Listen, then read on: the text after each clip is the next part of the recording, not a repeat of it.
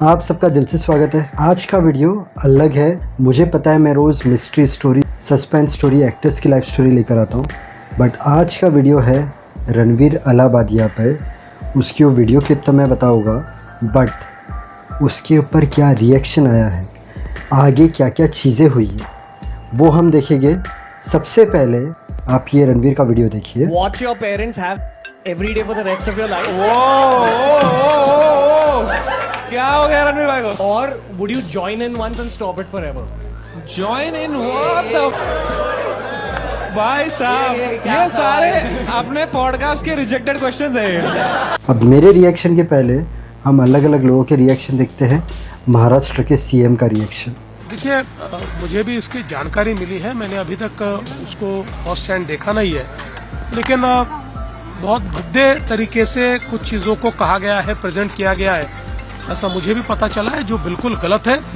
Freedom of speech सभी को है, लेकिन हमारी फ्रीडम वहाँ समाप्त हो जाती है जब हम किसी और के फ्रीडम पर इंक्रोच करते हैं, और इस प्रकार का इंक्रोचमेंट ठीक नहीं है।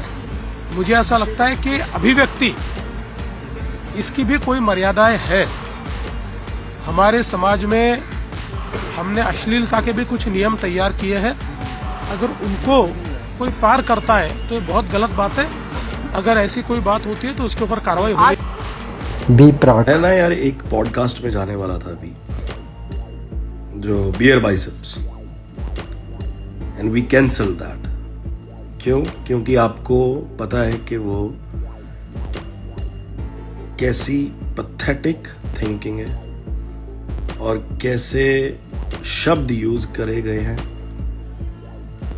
समय रैना के शो पे। आई थिंक नहीं यार, मतलब ये हमारा इंडियन कल्चर नहीं है, ये हमारा कल्चर ही नहीं है। वारिस पठान। ये बहुत ही आपत्तिजनक बात है। ये तो वेस्टर्न कल्चर में भी नहीं हो रहा जो यहाँ हो रहा है। फ्रीडम ऑफ स्पीच की तो पूरी धजिया उड़ा दी है। किस तरह के अपशब्द का इस्तेमाल किया उसने। माता पिता के बारे में इस तरह की कोई बात करता है कि उनको ऐसा हालत में देखना चाहिए। नंगे पने की हद हो गई है ये।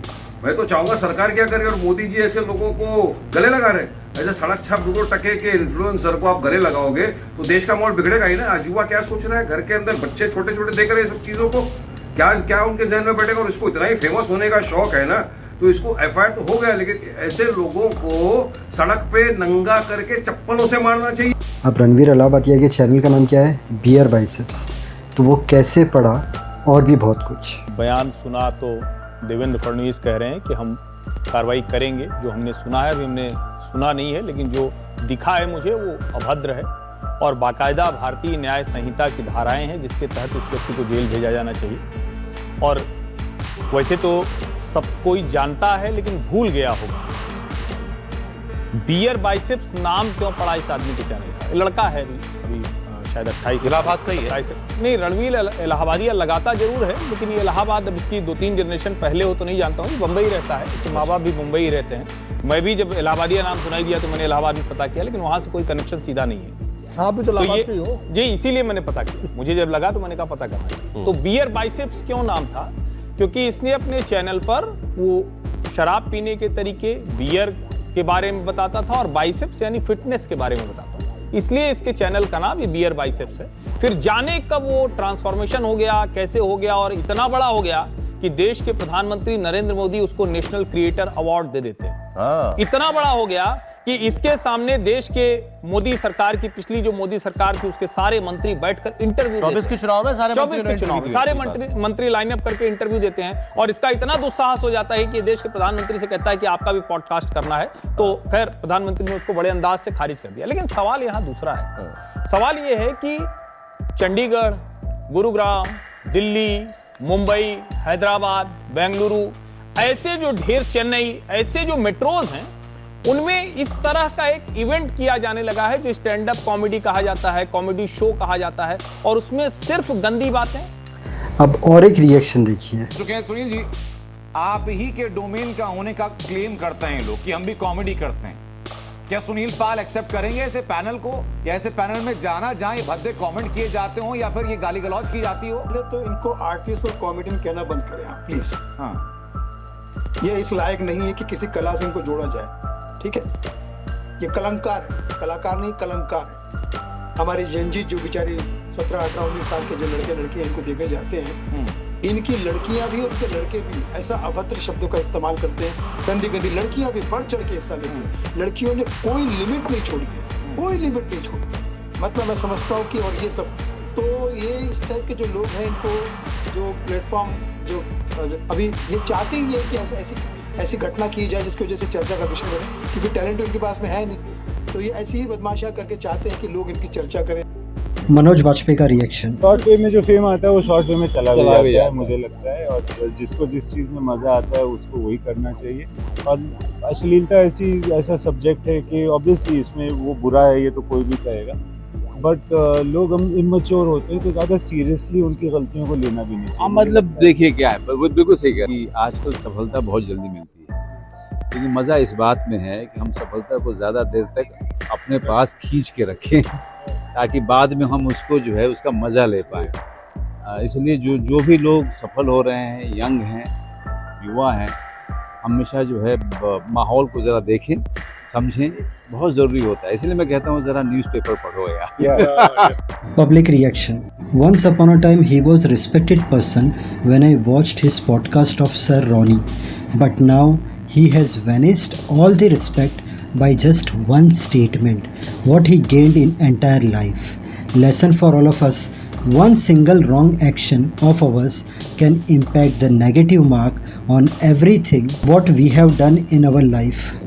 ये पहले से डैश ही था और अब भी वैसा ही है, नथिंग चेंज्ड। यहाँ पर थोड़ा मैं वर्ड यूज़ करूँगा। इन चू लोगों को देखना, इन अनपढ़ गवार भिखारियों को अमीर बनाना, गलती इनकी नहीं, उन डैश की है जो इनके शो को देखते हैं जैसे इनके माँ बाप थे वैसे ये निकले, फिर केबीसी में आके बोलते हैं आई एम प्राउड। अबे हट, मोदी जी के अवार्ड का रिज़ल्ट है ये। इसके बाद वाला लिखता है well he said and it is his fault, but these people watched the episode after edited and they made it air knowingly, so all are part of the team. Show should be banned. Such a shame. This is not comedy. इतनी गंदी सोच और ये लोग हंस रहे हैं। Seriously? As viewers, we play a role in giving this individual a platform by supporting them. We only encourage their presence on such platforms. It's important to be mindful of who we choose to uplift. अब रणवीर ने जो चीज़ें कही उसके बाद रणवीर ने खुद ने रिएक्शन दिया। उसी के वीडियो पर रणवीर ने माफ़ी मांगी, देखिए। My comment wasn't just inappropriate, it wasn't even funny. Comedy is not my forte. I'm just here to say sorry. Many of you asked if this is how I wish to use my platform, and obviously this is not how I wish to use it. I'm not going to give any context or justification or reasoning behind whatever happened. I'm just here for an apology. I personally had a lapse in judgment. It wasn't cool on my part. The podcast is watched by people of all ages. Don't want to be the kind of person that takes that responsibility lightly. And family is the last thing that I would ever disrespect. Need to use this platform better. That's been my learning from this whole experience. I promise to just get better. I've asked the makers of the video to remove the insensitive sections from the video.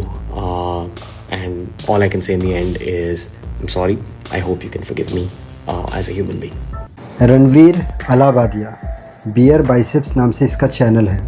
8 million subscriber है। Instagram पे इसके followers है 3 million.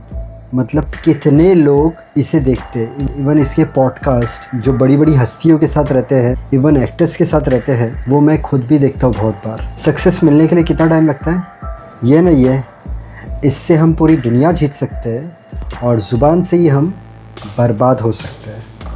तुमने एक जो चीज़ बोल दी रणवीर, तुमने ये जो चीज़ बोल दी उसके पहले तुमने एक बार भी नहीं सोचा कि यार ये जो मैं बोल रहा हूँ ये कॉमेडी के नाम पे क्या बोल रहा हूँ। समय रैना का शो AIB करके भी एक शो आया था, तो कॉमेडी करनी है अगर लोगों को हंसाना है।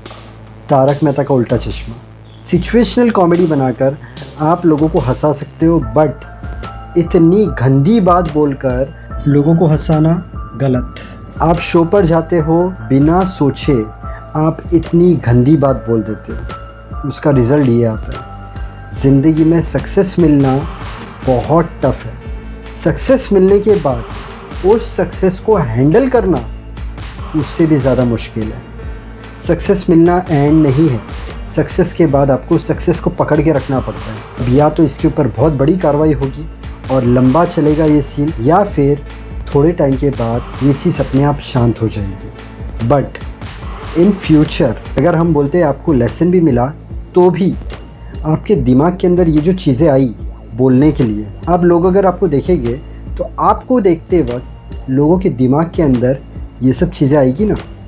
इससे सब लोगों को ये चीज़ ध्यान रखनी चाहिए। कोई भी चीज़ आप किसी से बोलो, कोई भी चीज़ आप पब्लिक प्लेटफॉर्म पे बोलो, एक बार सोच लेना, क्या मैं ये जो बोल रहा हूँ वो ज़रूरी है बोलना? जो मैं बोल रहा हूँ उसका नतीजा गलत तो नहीं आएगा? क्या मैं जो बोल रहा हूँ वो राइट चीज़ है? अपने आप से ये क्वेश्चन ज़रूर करना जब भी आप किसी पब्लिक प्लेटफॉर्म पे हो या कहाँ पर भी हो।